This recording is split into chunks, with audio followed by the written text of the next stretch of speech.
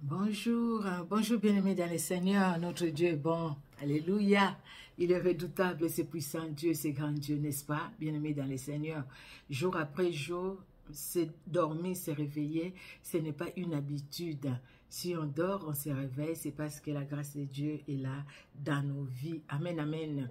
Que Dieu dans son amour bénisse tout un chacun, que Dieu dans son amour bénisse la famille de tout un chacun et que Dieu dans son amour bénisse sa parole dans nos cœurs. Amen, amen.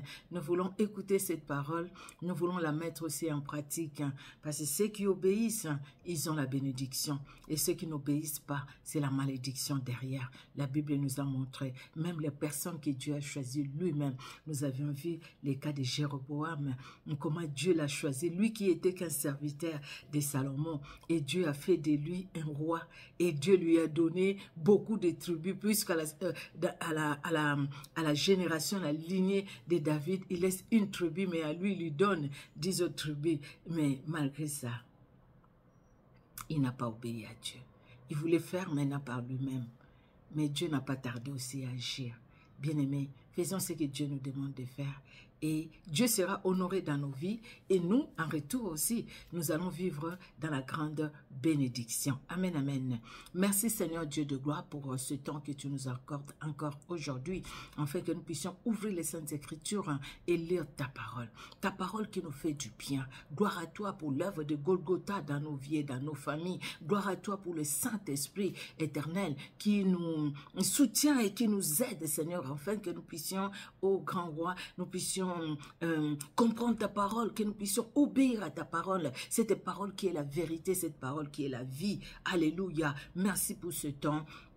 Béni dans ta sainte présence, au nom de Jésus-Christ. Amen. Amen, amen, amen. Que Dieu vous bénisse, bien-aimés dans le Seigneur. Alors, nous allons lire 1 Roi, chapitre 15, Ézéchiel 45, Colossiens, chapitre 2, les psaumes 82, Proverbes 25, de 9 à 10. Nous commençons par 1 Roi, au chapitre 15. Alors, 1 Roi, chapitre 15, nous lisons au nom de Jésus-Christ de Nazareth. La 18e année du règne de Jéroboam, fils de Nébat, Abijam régna sur Juda. Il régna 3 ans à Jérusalem. Sa mère s'appelait Maaka, fille d'Abisalom.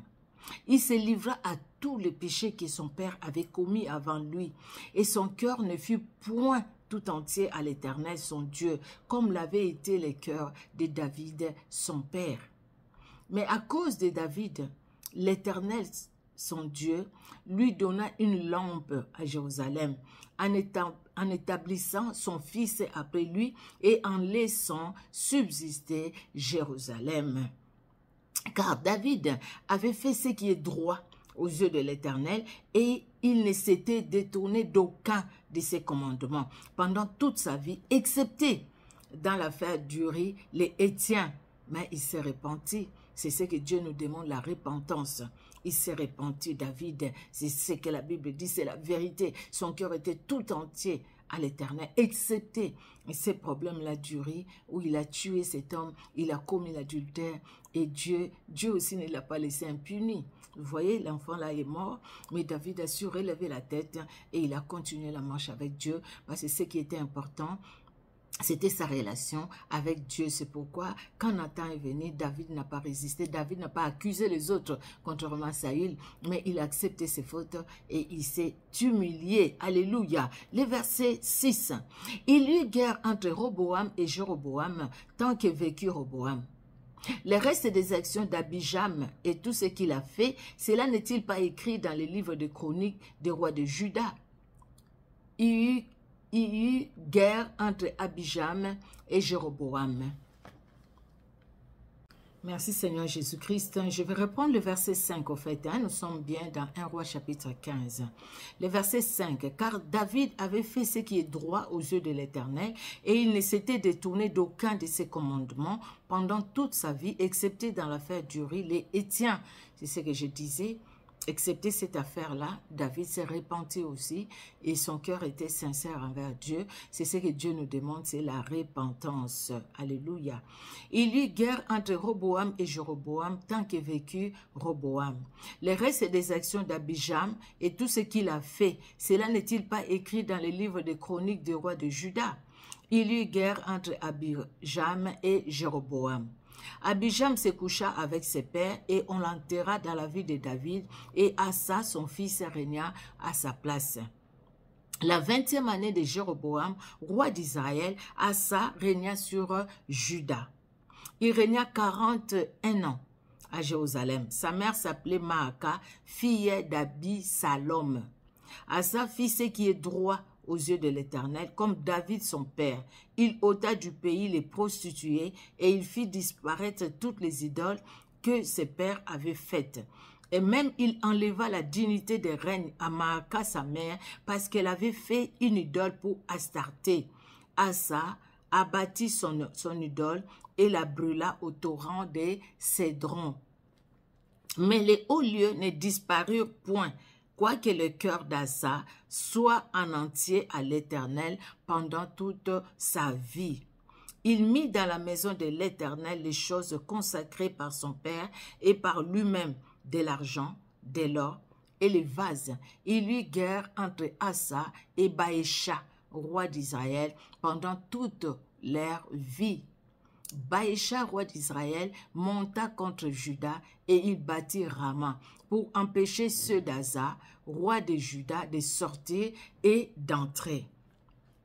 Asa prit tout l'argent et tout l'or qui était resté dans les trésors de la maison de l'Éternel et les trésors de la maison du roi.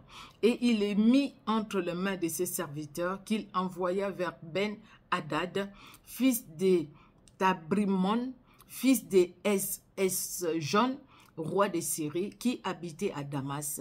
Le roi Asa lui fit dire: qu'il y ait une alliance entre moi et toi, comme il y en a eu une entre mon père et ton père. Voici, je t'envoie un présent en argent et en or. Va, romps ton alliance avec Baécha, roi d'Israël, afin qu'il s'éloigne de moi. Ben-Hadad écouta le roi Asa, et il envoya les chefs de son armée contre les villes d'Israël.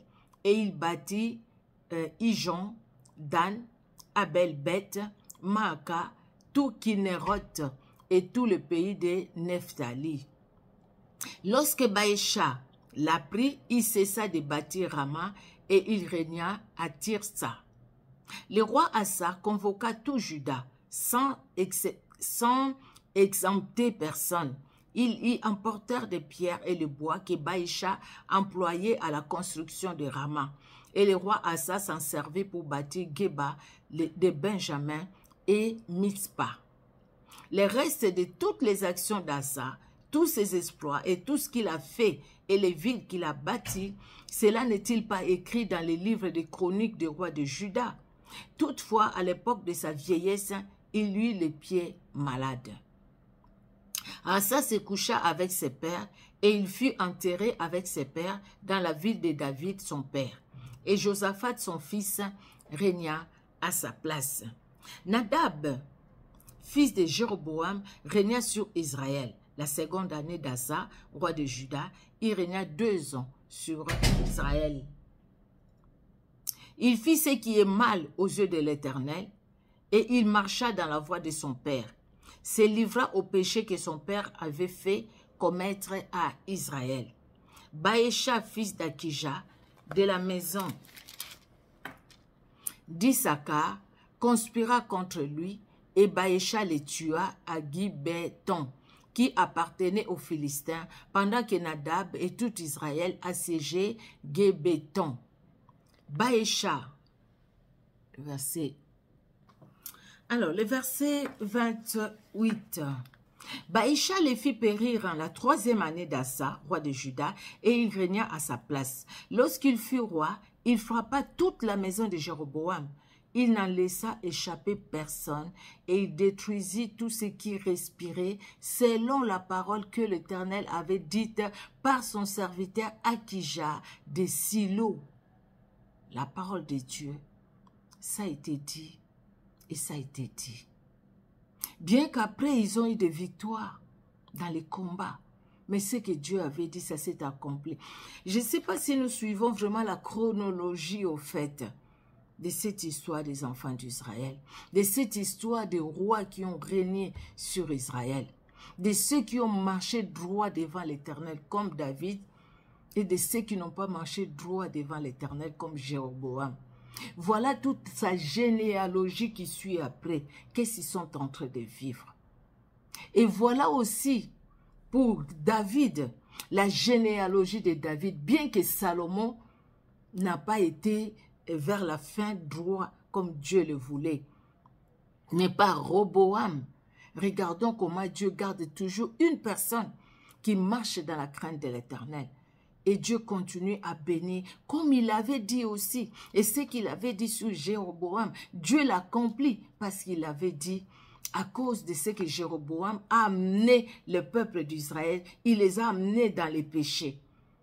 C'est ça, nous devons craindre aussi, hein, nous en tant que serviteurs de Dieu, nous en tant que servants de Dieu.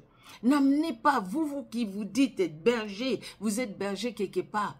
N'amenez pas le peuple de Dieu à vous idolâtrer, à vous regarder à vous, au lieu de regarder à Jésus-Christ. C'est la colère de Dieu. Quand Dieu s'élève, personne de nous, personne sur cette terre, dans les siècles passés, les siècles présents, les siècles à venir, quand Dieu s'élève, personne ne peut le faire asseoir, parce que personne n'est comme lui. Il est le véritable Dieu, il est lui, il est Dieu. Personne ne peut le faire asseoir. Et quand il décide de bénir, personne ne l'empêchera aussi de le faire, parce qu'il est Dieu. Alléluia. Notre Dieu est bon. Moi, ça me fait quand même trembler. Quand je vois ça, je dis, Seigneur, aide-moi à marcher dans la crainte de ton nom. Aide-moi, Seigneur, malgré mes faiblesses, dans ma chair. Mais toi, tu es capable de m'aider. Et moi aussi, je veux, j'ai le désir. Et comme je suis sans force, je demande à toi, Seigneur, de me donner la force, Seigneur, Dieu de gloire, d'obéir à ta parole, malgré les situations que je traverse, malgré tout ce que je peux voir sur cette terre des humains, malgré les déceptions, malgré la méchanceté des hommes, des humains sur la terre. Mais restez et demeurez à toi, Jésus. Restez attachés à toi, Seigneur Jésus-Christ. Alléluia. À cause, le verset 30, à cause des péchés que Jéroboam avait commis et qu'il avait fait commettre à Israël, irrita ainsi l'Éternel, le Dieu d'Israël. Le reste des actions de Nadab et tout ce qu'il a fait, cela n'est-il pas écrit dans les livres de chroniques des rois d'Israël? Il y eut guerre entre Asa et Baïcha, roi d'Israël, pendant toute leur vie. À cause des parents, mais la guerre continue sur les enfants. La troisième année d'Asa, roi de Juda, Baïcha, fils d'Akija, régna sur tout Israël à Tirsa. Il régna 24 ans. Il fit ce qui est mal aux yeux de l'Éternel et il marcha dans la voie de Jéroboam, se livrant au péché que Jéroboam avait fait commettre à Israël. Le mal qui se poursuit, mon Dieu. Que Dieu nous préserve, vraiment. Alors, nous allons lire Ézéchiel chapitre 45. Alors, Ézéchiel 45. Nous lisons Ézéchiel 45. Comme nous mettons aussi des fois la Bible, Ézéchiel 45. Lorsque vous partagerez le pays en héritage par les sorts, vous prélèverez comme une sainte offrande pour l'Éternel une portion du pays, longue de 25 000 cannes et large de 10 000. Elle sera sainte dans toute son étendue. De cette portion, vous prendrez pour le sanctuaire 500 cannes sur 500 en carré et 50 coudées pour un espace libre tout autour. Sur cette étendue de 25 000 cannes en longueur et 10 000 en largeur, tu mesureras un emplacement pour le sanctuaire, pour les lieux très saints. C'est la portion sainte du pays. Elle appartiendra aux sacrificateurs qui font les services du sanctuaire, qui s'approchent de l'Éternel pour les servir. C'est là que seront leurs maisons et ce sera un sanctuaire un sanctuaire pour les sanctuaires. 25 000 cannes en longueur et 10 000 en largeur formeront la propriété des Lévites, serviteurs de la maison, avec 20 chambres. Comme propriété de la ville, vous destinerez 5 000 cannes en largeur et 25 000 en longueur, parallèlement à la portion sainte prélevée. Ce sera pour toute la maison d'Israël. Pour les princes, vous réserverez un espace aux deux côtés de la portion sainte et de la propriété de la ville, le long de la portion sainte et le long de la propriété de la ville, du côté de l'Occident. Excusez-moi, pardon. Excusez-moi. Le long de la propriété de la ville, du côté de l'Occident vers l'Occident et du côté de l'Orient vers l'Orient, sur une longueur parallèle à une des parts, depuis la limite de l'Occident jusqu'à la limite de l'Orient. Ce sera sa terre, sa propriété en Israël, et mes princes n'opprimeront plus mon peuple, mais ils laisseront le pays à la maison d'Israël selon ses tribus. Ainsi parle le Seigneur, l'Éternel. Assez, princes d'Israël, cessez la violence et les rapines, pratiquez la droiture et la justice, délivrez mon peuple de vos exactions, dit le Seigneur, l'Éternel. Ayez des balances justes, un épha juste et un batte juste. L'épha et le batte auront la même mesure. Le batte contiendra la 10e partie d'un homère et l'épha la 10e partie d'un homère. Leur mesure sera réglée d'après les homères. Le cycle sera de 20 guéras. La mine aura chez vous 20 cycles, 25 cycles, 15 cycles. Voici l'offrande que vous préleverez, la 10e partie d'un épha sur un homère de froment et la 10e partie d'un épha sur un homère d'orge. Ce que vous devriez pour l'huile, pour un batte d'huile, sera la 10e partie d'un batte sur un corps qui est égal à un homère de 10 battes, car 10 battes font un homère. Une brebis sur un troupeau de 200 dans les gras pâturages d'Israël sera donnée pour l'offrande, l'holocauste et les sacrifices d'action de grâce, afin de servir de victimes expiatoires, dit le Seigneur, l'Éternel. Alléluia. Tous les peuples du pays devront prélever cette offrande pour les princes d'Israël. Le prince sera chargé des holocaustes, des offrandes et des libations, aux fêtes, aux nouvelles lunes, au sabbat, au Shabbat, à toutes les solennités de la maison d'Israël. Il offrira les sacrifices expiatoires, l'offrande, l'holocauste et les sacrifices d'action de grâce en expiation pour la maison d'Israël. Ainsi parle le Seigneur, l'Éternel.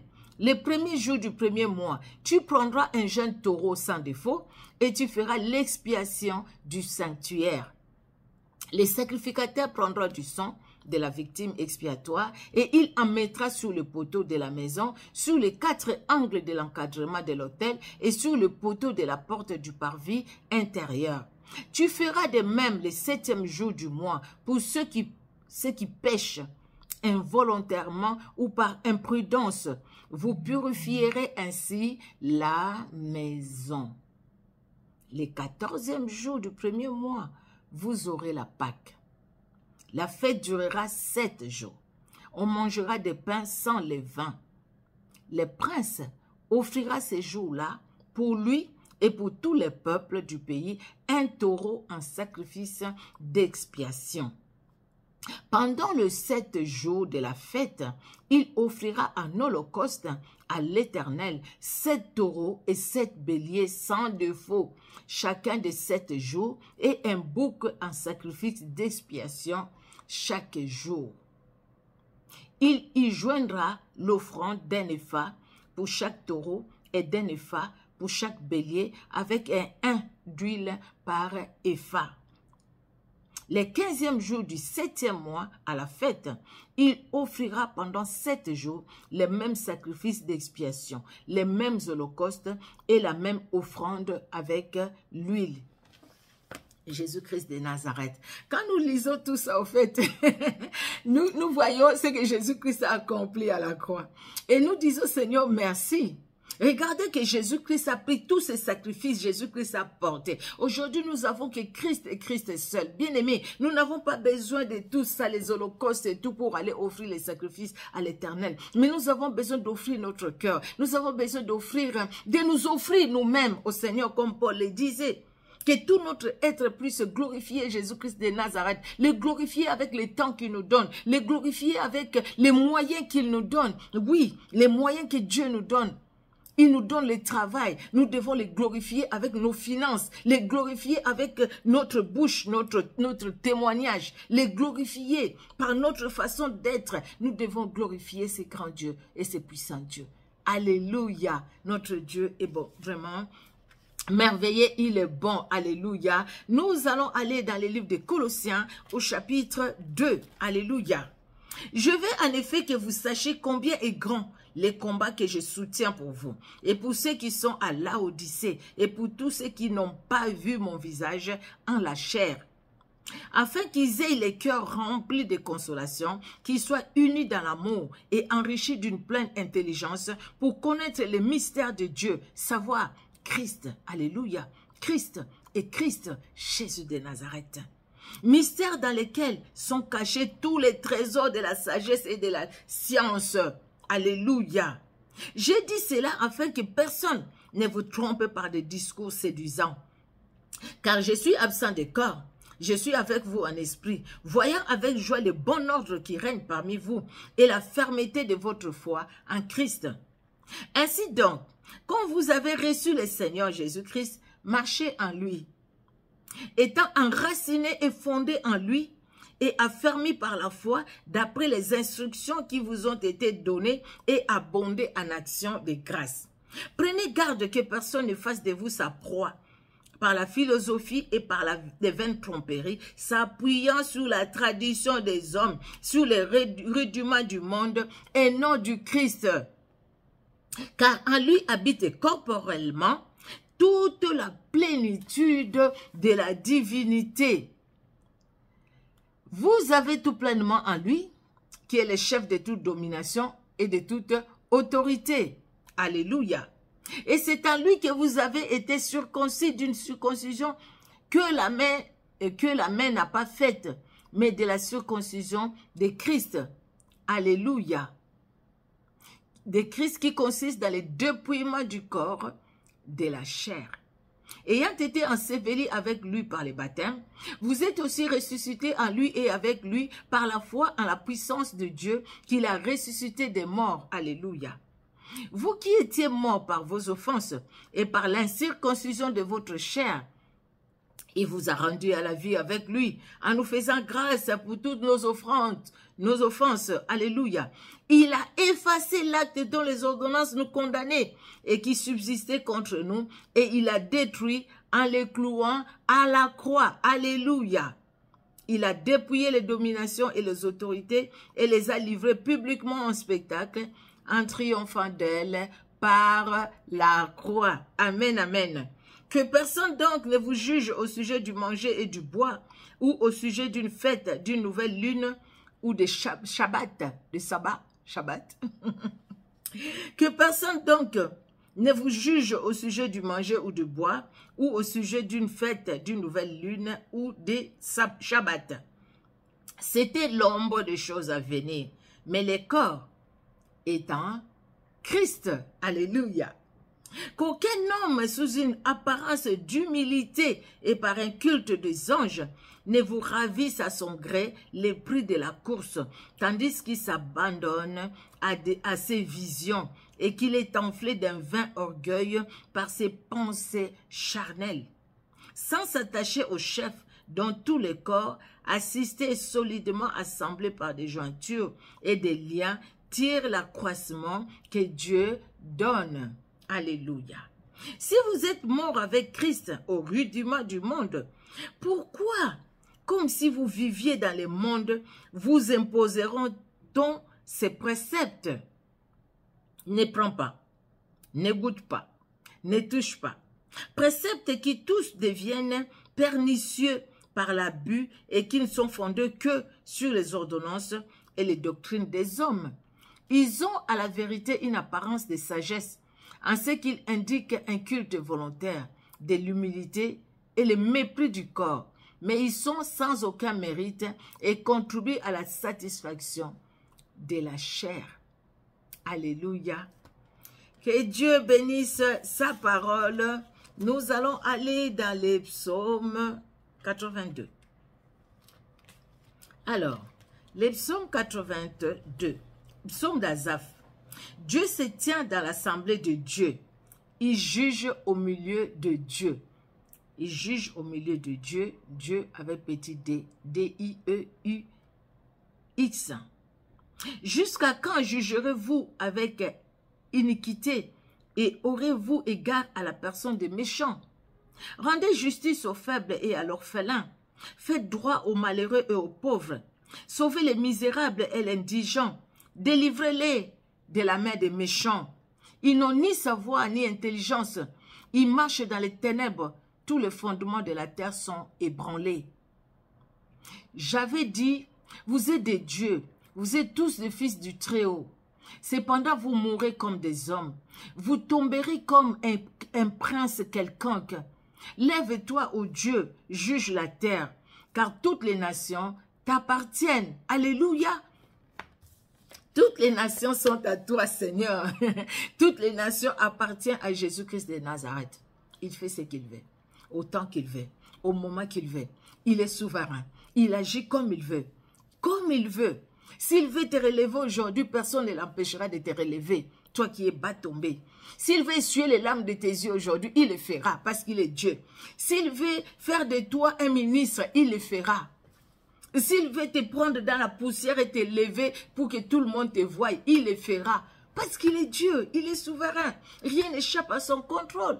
Alléluia. Alléluia. Voyez bien aimé, quel est ce Dieu que nous prêchons, que nous présentons sur cette plateforme de femmes messagères. Sur cette plateforme, nous qui sommes, messagères de Jésus-Christ. Sur Facebook, sur YouTube, c'est les messagers de Jésus-Christ. Voilà, c'est Jésus-Christ que nous présentons. Voilà, c'est Jésus-Christ qui est Dieu. C'est Jésus-Christ de Nazareth en qui il n'y a aucun nombre de variations. Il est capable de tout. Il a toute la puissance. Nous avons tout en lui, que en lui. Tout a été créé par lui et en lui. Tout est de lui. C'est lui qui décide, c'est lui qui agit aussi dans son amour. Alléluia. Que Dieu soit honoré. Merci Seigneur Jésus-Christ de Nazareth pour ton amour qui est au-dessus de tout. Alléluia. Proverbe 25, de 9 à 10. Défends ta cause contre ton prochain, mais ne révèle pas les secrets d'un autre. C'est-à-dire, ne va pas dans la médisance. Hein? Il y a des gens, quelque part, on avait prière comme ça, et puis quelqu'un qui donne son sujet de prière. Au lieu de se limiter à son sujet de prière, il se retourne vers une autre soeur, à prier aussi pour elle, hein, mais elle-même est là. Si elle veut qu'on prie pour elle, elle le dira. Arrêtez, donne ton sujet de prière, on va prier pour toi. Ne dis pas prier aussi pour elle. Non, écoutez, elle est elle. Elle va donner, à moins qu'elle te le dise, ou peut-être que ce soit une nouvelle comme une soeur qui était venue avec sa belle soeur, qui dit, écoutez, elle donne son sujet de prière, elle dit, écoutez, priez pour ma belle soeur, pour ceci, pour cela, parce qu'elle était nouvelle, c'est normal, on peut comprendre. Mais vous êtes là entre vous, vous vous voyez déjà, vous vous connaissez, et puis parce que quelqu'un te dit là son sujet de prière, puis tu donnes ton sujet, tu te dis, ah non, je veux qu'on prie aussi pour elle, parce qu'elle a. Non, elle sait pourquoi elle te l'a dit à toi et pas à tout le monde. Parce qu'elle veut peut-être que toi, tu puisses la soutenir. Et ce n'est pas un sujet pour tout le monde, mais toi, porte ces sujets dans la présence du Seigneur. Alléluia. Nous sommes où? 9 à 10. La parole de Dieu elle est tellement bonne. Excusez-moi. C'est pourquoi des fois, écoute, quand j'ai lu un passage, je trouve que si je peux dire quelque chose, écoutez, on est libre, c'est la parole de Dieu. On le dit et nous retournons dans la parole. Nous sommes toujours dans la parole. Nous ne sortons pas de la parole de Dieu. Défends ta cause contre ton prochain, mais ne révèle pas les secrets d'un autre. Hein? D'accord? De peur qu'en l'apprenant, il ne te couvre de honte et que ta mauvaise renommée ne s'efface pas. Vous voyez? Ne créons pas de problèmes surtout. Que Dieu nous aide vraiment. Nous marchons comme Dieu veut. Les erreurs, nous en avons. Nous pouvons faire aussi des erreurs. Là où tu ne voulais pas parler, peut-être tu as parlé. Là où tu voulais parler bien, peut-être tu as parlé mal. Et puis, ça peut arriver. Ça peut arriver. Quelqu'un peut être vexé, blessé parce que nous avons dit quelque chose. Mais inconsciemment, au fait, on n'a pas voulu blesser la personne. C'est des choses qui arrivent. Hein. Des fois, de l'autre côté, la personne refuse de pardonner. Mais devant les seigneurs, nous savons que nous n'avons pas fait quelque chose pour blesser l'autre. Nous demandons pardon. Nous prions aussi pour la personne, pour que Dieu saisisse aussi son cœur, pour que la personne aussi finisse par comprendre. Nous sommes des humains, nous avons nos faiblesses. Dieu nous montre aussi nos faiblesses. Dieu nous montre vraiment que nous sommes des hommes. Nous sommes des humains. Et lui, il est Dieu. Donc, nous avons nos faiblesses. Que Dieu nous soutienne dans son amour. Que Dieu bénisse tout un chacun bien-aimé dans le Seigneur. Et que Dieu bénisse aussi chacune de nos familles. Amen, amen. Merci Seigneur Dieu de gloire pour ce temps que tu nous as accordé. Et merci pour ta fidélité. Au travers de ta parole, tu agis. Au travers de ta parole, tu nous libères. Merci, merci parce que nous avons tout pleinement en Jésus-Christ de Nazareth, qui est notre Sauveur et Seigneur, qui est notre libérateur, qui est la lumière dans nos vies. Merci et merci encore pour l'œuvre de Golgotha. Au nom de Jésus-Christ. Amen. Amen, amen. Que Dieu vous bénisse, bien-aimés dans le Seigneur. Sur Facebook, sur YouTube, les messagers de Jésus-Christ sur YouTube. Soyez bénis, vous qui nous suivez sur Facebook. Que Dieu vous bénisse abondamment. Sinon, nous avons une autre chaîne aussi, Micheline Kuchenza, comme mon compte Facebook. Là, c'est ma chaîne principale. Nous faisons pas mal des analyses aussi par la grâce de Dieu, mais tout tourne autour de la parole de Dieu. Amen, amen. Que Dieu vous bénisse. Au revoir.